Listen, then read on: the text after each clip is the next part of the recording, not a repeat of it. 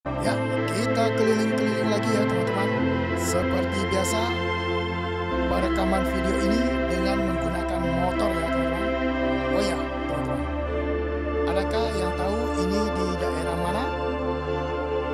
Nanti komen ya di kolom komentar ya teman-teman ya.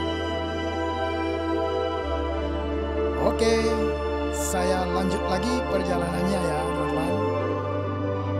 Ikuti saya terus ya teman-teman, agar teman-teman juga mengetahui setiap daerah yang saya kunjungi.